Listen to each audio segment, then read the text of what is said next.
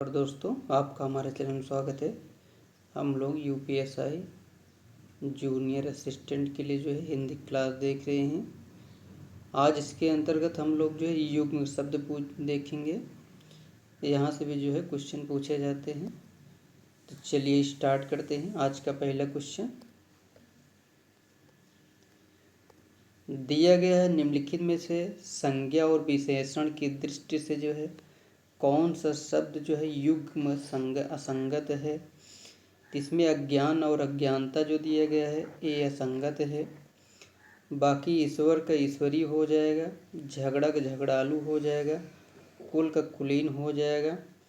वहीं अज्ञान का जो अज्ञानता युग्म दिया गया है इसका ज्ञान का जो है अज्ञानी होगा। इस हिसाब से जो है इसमें विकल्प नंबर डी गलत हो जाएगा।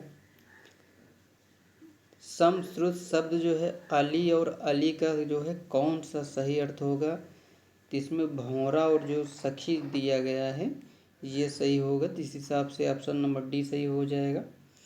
इसकी व्याख्या देख लेते हैं। अली अली में जो है भौरा और सखी हो जाएगा। अंश और अंश में जो है कंधा और हिस्सा हो जाएगा। दमन और दामन में जो है एक दमन मतलब दबाना होता है, एक दामन मतलब जो होता है साड़ी किनारा हो जाएगा। वहीं दसन और दर्शन में जो है दसन माने दांत होता है और दर्शन माने देखना हो जाएगा। अभय और उभय में जो है समरूपी विन्यार्थक कौन सा हो जाएगा। तो इस अभय का मतलब निडर होता है, इस उभय का मतलब जो है दोनों होता है। इस हिसाब से ऑप्शन नंबर ए सही हो जाएगा। दिया गया है किस विकल्प में जो है शब्द युग्म का अर्थ भेद जो है सही नहीं है। तो इसमें अनिल मतलब हवा होता है, अनिल मतलब आग होता है, सही हो जाएगा। अंश मतलब हिस्सा होता है, अंश मतलब कंधा होता है, ये भी सही हो जाएगा। अपेक्षा मतलब आशा और उपेक्षा मतलब निरादर, ये भी सही हो जाएगा। अवलंब मतलब और अविलंब मतलब इसमें अधर और विलोकित दिया गया है, तो इसमें यही गलत हो जाएगा। अवलंब मतलब होता है सहारा होता है, वहीं अविलंब मतलब होता है तुरंत होता है।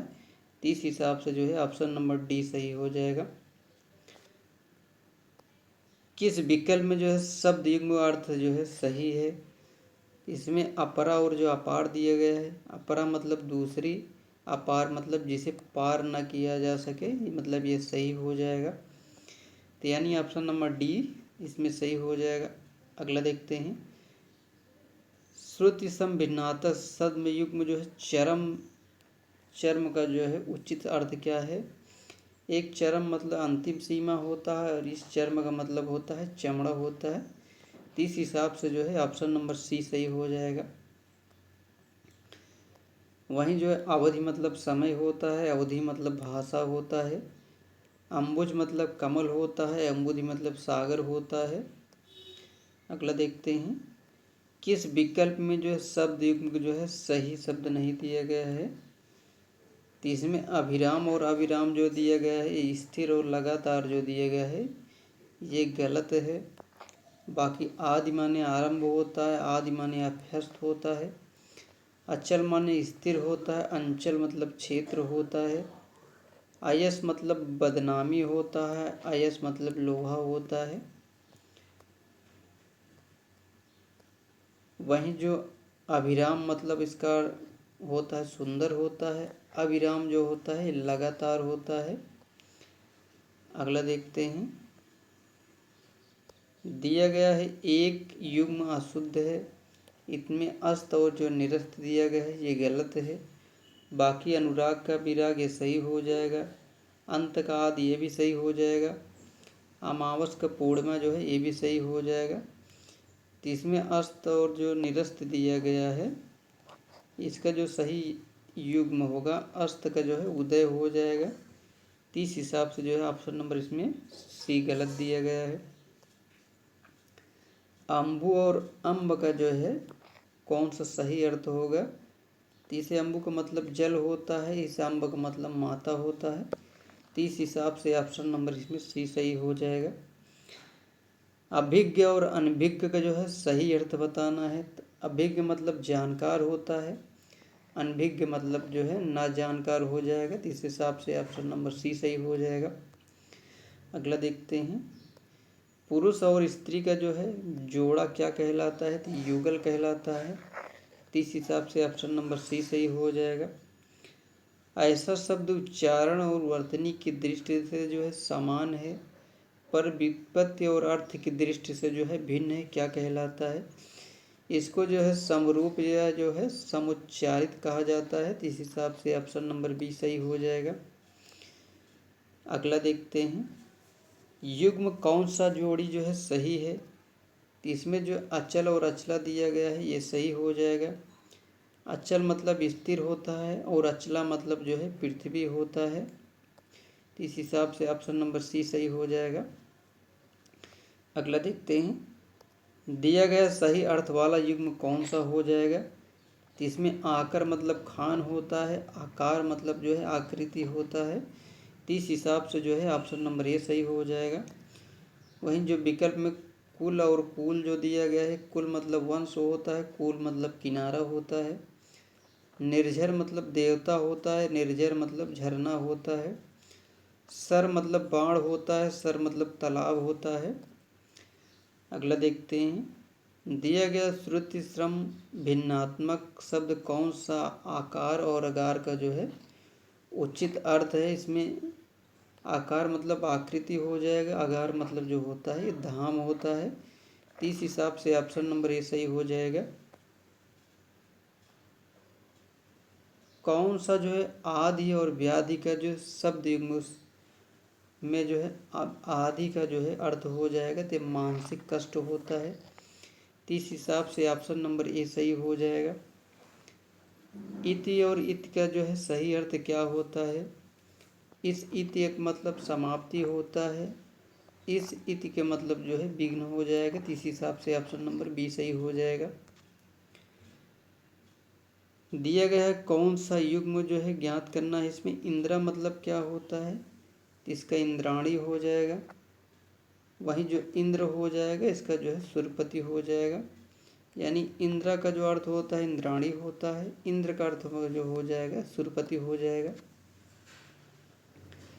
दिए गए शब्द का सही युग्म का ज्ञात करना है, उत्पाद और उत्पाद दिया गया है, उत्पाद मतलब उपद्रव होता है, वहीं उत्पाद जो दिया गया है उत्पन्न वस्तु हो जाएगा, तो इस हिसाब से ऑप्शन नंबर ए सही हो जाएगा। अगला देखते हैं, निम्नलिखित में कौन सा विकल्प जो है सही नहीं है, तो इसमें कृति का जो है निकृष्ट पुरुष दिया गया है ये गलत हो जाएगा। अन्याय और अन्योय परस्पर कृति माने रचना हो जाएगा। इसमें जो कृत्य और निष्कृष्ट पुरुष शब्द अर्थ जो है इसमें सही नहीं है। कृति का अर्थ होता है कुशल होता है, दक्ष होता है, पूर्णता होता है, जबकि जो है निकृष्ट का अर्थ जो होता है, निकृष्ट पुरुष का अर्थ जो होता है नीच या अधम पुरुष हो जाएगा, तो इस हिसाब से ऑप्शन नंबर इसमें डी सही हो जाएगा। दिया गया कृपण और कृपाण का जो है कौन सा अर्थ जो है सही दिया गया है, तो कंजूस और जो कटार दिया गया है इस हिसाब से ऑप्शन नंबर बी सही हो जाएगा। प्रसाद और प्रसाद युग्म जो है कौन सा अर्थ जो है सही है, तो इस प्रसाद का अर्थ कृपा होता है और इस प्रसाद का अर्थ जो है महल होता है, तो इस हिसाब से ऑप्शन नंबर डी सही हो जाएगा। कली और कली का अर्थ क्या होता है, इस कली का अर्थ जो हो जाएगा कलयुग हो जाएगा और इस कली का अर्थ जो है कलिका हो जाएगा, तो इस हिसाब से ऑप्शन नंबर डी सही हो जाएगा। अगला देखते हैं, कुजन और कूजन का जो है सही अर्थ क्या हो जाएगा, इस कुजन का अर्थ जो है दुष्ट होता है और इस कूजन का जो अर्थ है पक्षियों की जो है चहचहाहट जो हो जाएगा ये सही हो जाएगा, तो इस हिसाब से ऑप्शन नंबर डी सही हो जाएगा। अम्बुज और अम्बुद दिया गया है, तो अम्बुज मतलब कमल होता है, वहीं जो अम्बुद दिया गया है इसका अर्थ जो है बादल होता है, तो इस हिसाब से ऑप्शन नंबर ए सही हो जाएगा। अगला देखते हैं, दिया गया चपला और चपल का समरूपी जो है इसमें अर्थ कौन सा हो जाएगा, इस चपला का अर्थ बिजली होता है, इस चपल का अर्थ जो है तेज होता है, तो इस हिसाब से ऑप्शन नंबर ए सही हो जाएगा। अगला देखते हैं, दिया गया वर्ण और वरण में का अर्थ क्या है? वरण मतलब चुनना होता है, वरण मतलब बल की होता है। इस हिसाब से ऑप्शन नंबर ए सही हो जाएगा। अगला देखते हैं, दिया गया कौन सा शब्द युग्म का चयन करना? देश मतलब हाथी, तरंग मतलब घोड़ा, पथ माने रास्ता, दूत माने जुआ। तो इसमें जो है दिया गया कोई भी विकल्प जो है सब युग्म जो है सही नहीं है। तो इसमें जो द्वेष दिया गया इसका अर्थ जो होता है शत्रु होता है। तुरंग मतलब जो है घोड़ा होता है, यहाँ तरंग दिया गया है। दूत मतलब जो है राजदूत होता है, इसमें जुआ दिया गया है। पथ माने रास्ता होता है, इसमें पथ दिया गया है। इस हिसाब से इसमें कोई विकल्प सही नहीं है। ये मध्य प्रदेश कहाँ पूछा गया था क्वेश्चन? MPPCS प्री 2021 में पूछा गया था, आयोग ने इसको हटा दिया गया था। इसमें जो है कौन सा अर्थ शब्द जो है सही नहीं है? तो इसमें प्रवाल और प्रवार जो दिया है, प्रवाल मतलब मूगा होता है, प्रवार मतलब वस्त्र हो जाएगा। दामन और दमन दिया गया है, दामन मतलब आंचल हो जाएगा, दमन मतलब दबाना हो जाएगा। नेति और नेति जो दिया गया है इसमें अनंत और जो बंधन दिया गया है ये गलत है। बाकी अनल मतलब आग होता है, अनिल मतलब हवा होता है। इसमें जो है नीति जो दिया गया है इसका मतलब अनंत होता है। वही नेति जो दिया है मथानी की रस्सी होती है। तो इस हिसाब से ऑप्शन नंबर सी गलत दिया गया है। दिया गया कौन सा शब्द युग्म अर्थ की दृष्टि से जो है सही नहीं दिया गया है? तो इसमें बलि और बलि जो है, बलि मतलब बलवान, बलि मतलब गाय होता है। नागर मतलब नगर में रहने वाला, नगर मतलब शहर हो जाएगा। कुल मतलब वंश होता है, कुल मतलब नदी किनारा हो जाएगा। अनल मतलब जो है अग्नि हो जाएगा, अनिल मतलब पवन हो जाएगा। तो इस हिसाब से ऑप्शन नंबर इसमें ए जो दिया गया है ये गलत हो जाएगा। इसमें जो बलि जो दिया गया है इसका अर्थ वीर होता है, और वहीं बलि जो दिया गया है इसका अर्थ जो है बलिदान होता है। तो इस हिसाब से ऑप्शन नंबर ए सही हो जाएगा।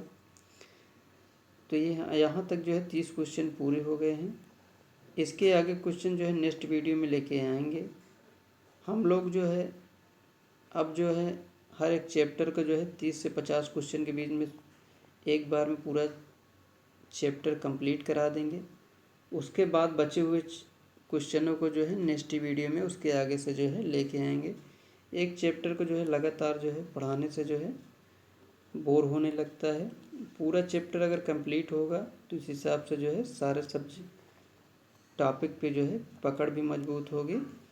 तो चलिए मिलते हैं नेक्स्ट वीडियो में। अगर आपको वीडियो पसंद आता हो तो लाइक करिए, चैनल सब्सक्राइब करिए।